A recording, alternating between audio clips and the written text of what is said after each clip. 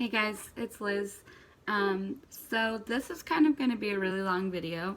So if you guys aren't into like just kind of rant video, I guess this is more of a vlog than anything else. But if you guys aren't going to be into it, or you're just kind of not ready to watch a video that long, you should probably just move on over to a different video. But if you're down to just kind of rant with me, and I'll tell you kind of what's going on today. I've been going through just a lot of ups and downs in my life, so I just thought, why the fuck not just vlog it? I'm gonna do a face mask and eat some ice cream and just kind of vlog and rant with you guys. I guess this is more of a vent session for me than anything else, but I figured, you know, other people have probably been where I'm at right now, and not only could I use the support, but I'm sure that there are others going through what I'm going through right now that could just use the validation, like just having someone that they can relate to. So that's basically what I'm going to do in my video today. So I'm going to take my glasses off. I can't see anything right now. But I'm gonna throw my contact lenses on, and then I'm gonna throw on a face mask, and I'm just gonna maintain talking to you about what's been going through my mind, what's been going on in my life right now, and we'll just go from there. I don't know if you guys can hear my cat's like screaming at my door right now. I'm not going to let her in though, because she'll scream for attention the whole time. I also don't want to get up, because if I get up, you guys will see the disaster that is my room right now. I mean, you can kind of, there's my dirty laundry pile. There's like a dirty laundry basket underneath, but it's just gotten that bad. But anyway, so I've got my contacts in. And now I'm gonna choose a face mask. So I have a volcanic mud mask. I think it exfoliates also. Yes, it does. And then I've got a charcoal face mask that also exfoliates. And then I have a charcoal peel mask. I'm trying to decide which one I want to do for you guys. Okay, I'm probably just going to go in with the volcanic mud mask, and this one, the brand is, oh my god, no brand. Oh, it's Hydramar. So it's Hydramar volcanic mud mask, and I got this actually at Ross for $5.99. Deals, bro, deals. Okay, so it's paraben free, hormone free, sulfate free, and dye free. So fun fact, guys, volcanic powder and Dead Sea mud. Okay, alright. Isn't the Dead Sea dying? I feel like I've heard that from someone. Maybe Facebook. That means it's probably fake news, but I don't know. You never know nowadays. So, clean dry skin, okay. Cover skin thoroughly, avoid eye contact. I am acting like I don't even know how to do a face mask. Hold on. Y'all are going to see my crazy hair for a split second. Oh my god. It's like definitely not long enough to put up in a ponytail. What am I even trying to do with myself right now? I have hair ties. Useless for me right now, but it's the thought that counts.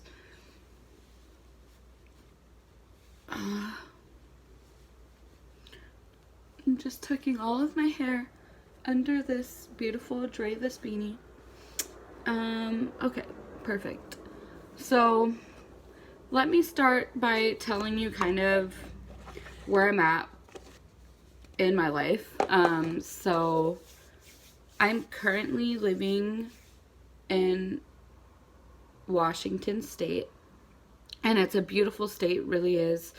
This is my third year here as of St. Patrick's Day of 2018.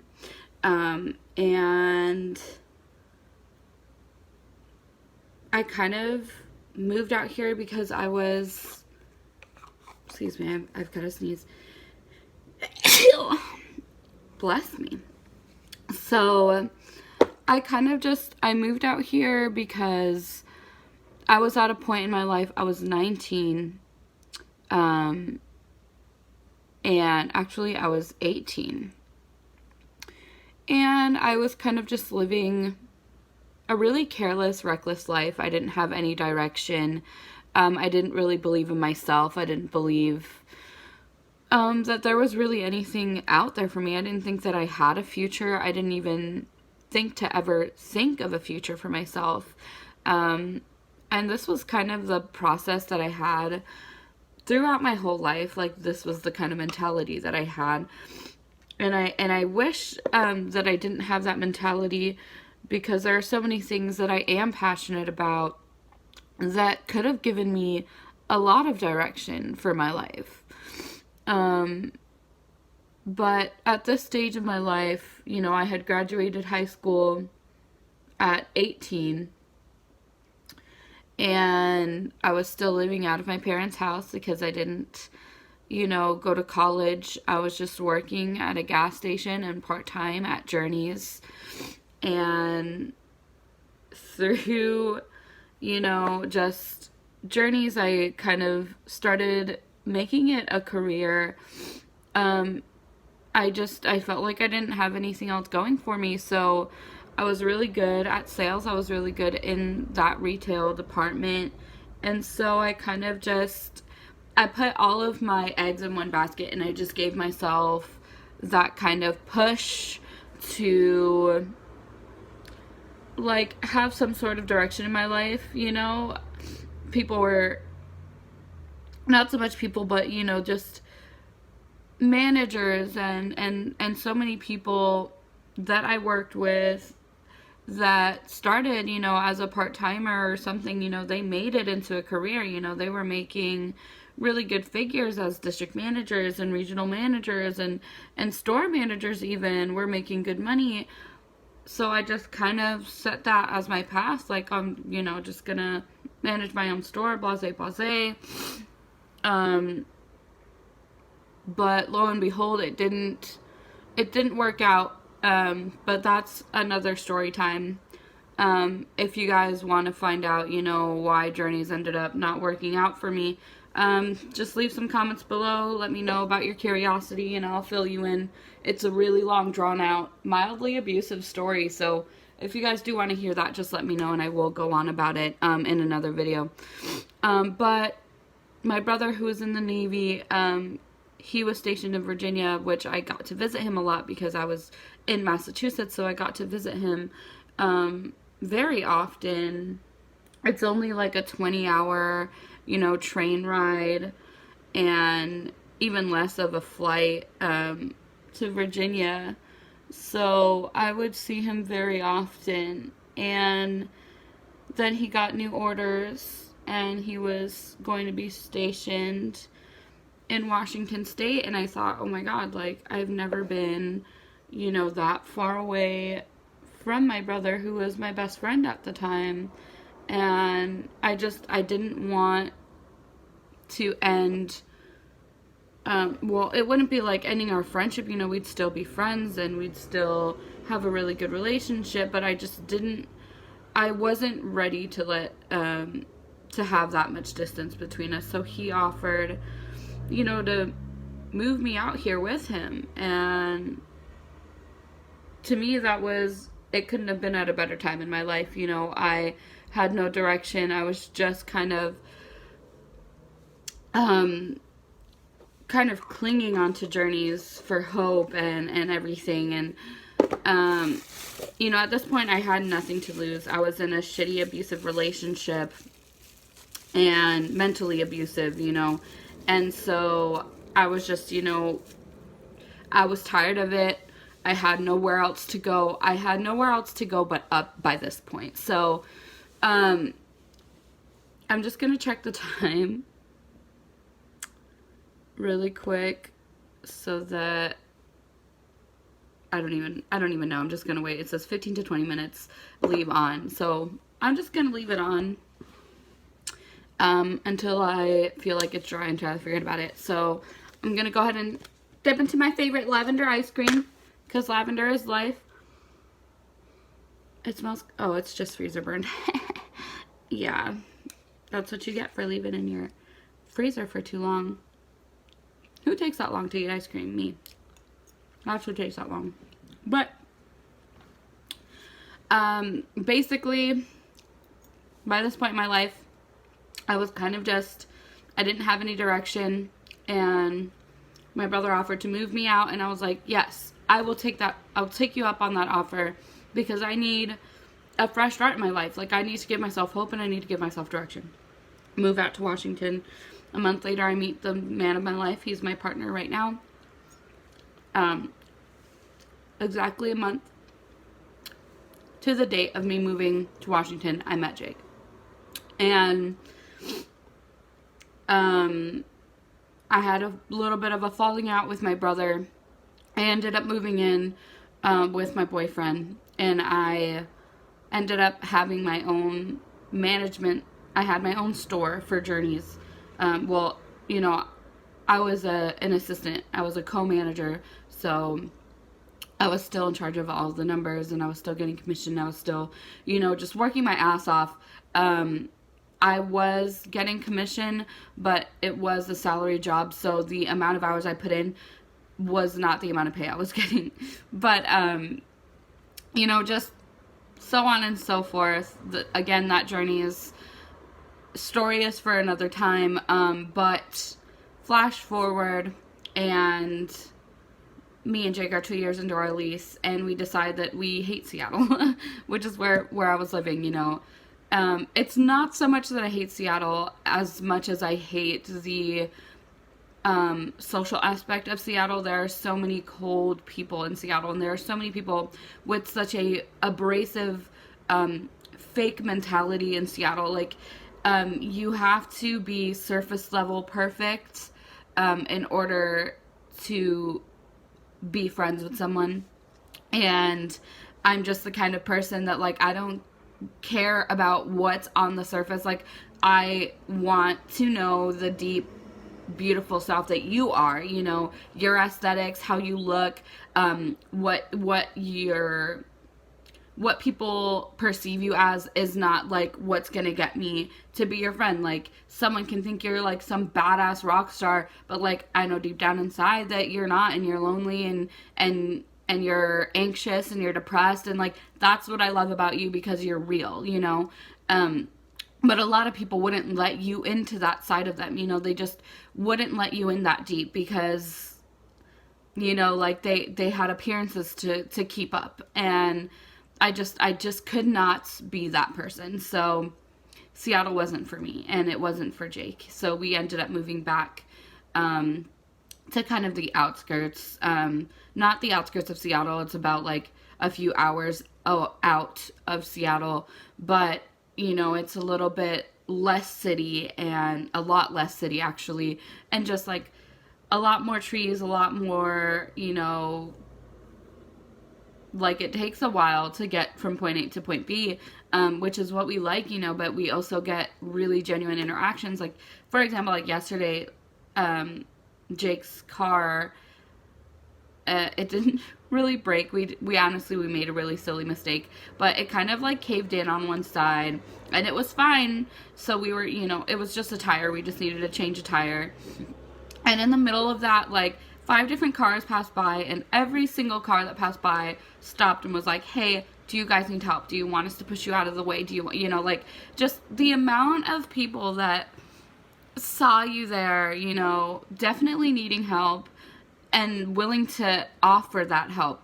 Like, that was enormous, because, and the reason why we left Seattle is because the fact that people are not like that out there. I mean, granted, I'm sure there are some people that are willing to be like, hey, dude, do you guys need help? But as far as we had seen, you know, we haven't come across a lot of people like that. And I have a very small group of friends in Seattle, and I know you guys know who I'm talking about, that are genuine and are real, and it took me so long to kind of let myself have that genuine connection with them, because I was so mortified of them being like everyone else that I had met in Seattle. But now, you know, they're my Seattle family. Like, I literally consider them family, and they know that about me. But this ice cream is helping me clear my throat out. Not cute. I'm just gonna talk with a mouthful of ice cream. You're welcome, guys. So, obviously, moving to this house, I needed a new job.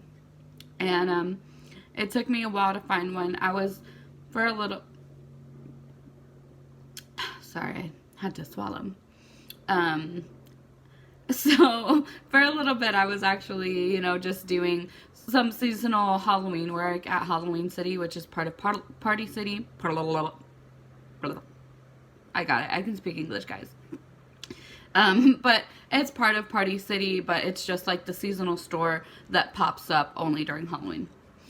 So, like, I was working, you know, seasonally with them, and then, you know, they closed down, obviously, at the end of the season, and it was back to looking for new jobs.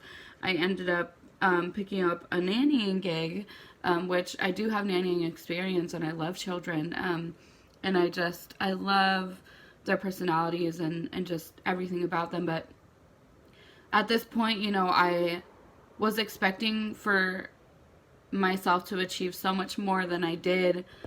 You know, at this point, you know, I thought leaving Massachusetts, I was going to be in such a better place, you know, and I think just like, it just put me in such a bad mental state, because I was expecting to be so much more successful. And it wasn't that I wasn't trying, you know, I did try really hard, but it was like 1 second I was this girl, bright-eyed and bushy-tailed, fresh to Seattle, Washington, and I'm ready to face the world, and I'm not scared to be myself, and I'm just confident and fearless and just willing to try everything and meet everyone and talk to people. And then, you know, flash forward 3 years and I have no fucking clue who I am, you know?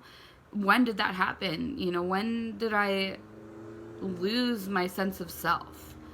And I guess I'm just kind of like coming to grips with reality that I'm not always gonna know who I am, and that's okay.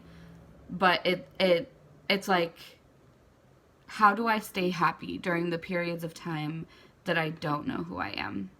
And that's what I'm trying to find, you know, understanding coping mechanisms and healthy coping mechanisms, you know, and ways to vent and people to connect with. I'm just like, I'm such an anxious person that the second that I don't know who I am, my social anxiety just kind of domino effects, and it triggers my depression, and it triggers, you know, my so many more mental disorders that I have. Like, you know, I look at myself in the mirror and I see this disgusting human being, and I don't want to do my makeup anymore, and I don't want to get dressed, and I don't want to, you know, socialize, and all of a sudden I'm thinking about all of the things people are thinking about me. Like, when I moved out here, I was 115 pounds, and I'm only 5'1.5", so that is severely underweight. Like, I know a lot of people think, oh, well, you're shorter, so 115 is a really healthy weight for you, but it's not. My build and my body type, a healthy weight for me would have been 140. And I was going through so much mentally before I moved out here, and I did struggle with anorexia. I refused to eat, and if I did eat, I would binge, and after a binge, I would make myself throw up because I didn't want to eat. And I'm laughing, but it's only nervous laughter, you know, but I just didn't want to, you know, retain anything. And so once I met Jake, I kind of got a more healthy mentality over myself, and I gained my confidence, and I just realized, like, girl, you're beautiful, eat whatever the fuck you want, you know, and I was able to break myself slowly.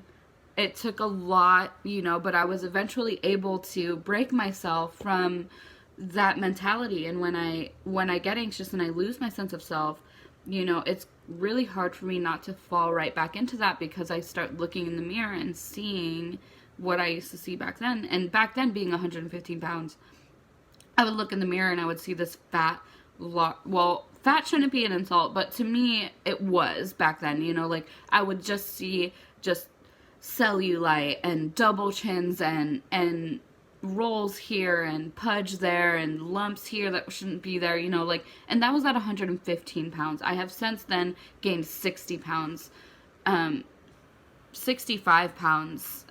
So I'm 25 of those pounds were intentional healthy weight. So about 40 of that is a little bit excessive. I know that, but even now, I know that I'm overweight in an unhealthy way at this point in my life, but I still know and understand that I am beautiful. But when I get anxious and I start to beat myself up and I start to take it out on myself, like, I don't, like, I feel like I know so many people in my lives that get very abusive to other people when they're anxious or when they're depressed or when they're going through something. And I feel like for me, when I get really bad anxiety or really bad depression, I beat myself up. Like, I'm so used to abusive relationships that when I start feeling down on myself, and I'm in such a healthy relationship right now, that he never would ever beat me up, you know, emotionally or physically, you know, but I don't, it's so unhealthy to think about, but, like, you know, I used to get beaten down mentally so much that it was just like, well, now I beat myself up. Like, when I get angry and I get depressed or I get anxious, you know, like, I take it out on myself the most. And it's like, how am I supposed to succeed in life when the one person who is yourself that's supposed to tell you, like, you can do this, you got this, is telling you you're a failure, you're a fuck up, you're not going to make it, no one's ever going to appreciate you, you don't deserve to be appreciated, you've got nothing to offer the world, you know? And these voices are just constantly in your head saying, you're not this, you're not that, you're not good enough, you're not smart enough, you're not pretty enough, you're not good enough, you don't deserve this, you don't deserve that, you shouldn't, you know, be around, you shouldn't be this, you shouldn't be that. And it's like, where do I get the chance to just catch my breath and say, fuck you guys, and just live my life, you know? And that's where I'm at my life right now. Long story long. You know, I'm just finally getting to the stage in my life where I understand that I'm not okay. And it's okay to not be okay. And I'm just trying to gather myself and just kind of believe in myself again. And fuck it. You know, like, I just have to live my life, and I just have to accept that I am who I am, and there's nothing that's going to make me less worth it. And whether or not people like me or not, whether or not people support me or not, it's not going to make a difference on how much I love myself and how much I deserve what I want in life. And everyone deserves what they want in life, honestly. Like, anxious or not, anxious or depressed, you know, you deserve it. You deserve everything that you ever want to get out of life. And nothing is in your way. Like, trust me, nothing. So I guess I'm just going to wrap it up. And I really appreciate anyone who has stayed for these 24 very long minutes. I really appreciate you guys watching, and I hope that we can connect, and I hope that you share similar experiences or relate in a way. I'm just kind of rambling right now, but if you guys have felt any sort of way like I am feeling right now, please leave a comment. Like, let me know how you're feeling. Like, let me know what you've gone through or what you're going through, and just share your experience with me and share your knowledge, any advice. Like, I am so welcome to take it. You know, it's hard to be in your 20s trying to figure out how to be a functioning adult by yourself with no guidance, you know, and I know what that's like. So please, we are all here for each other. So leave a comment, subscribe if you'd like the video if you like it, and I'll see you in my next. Bye.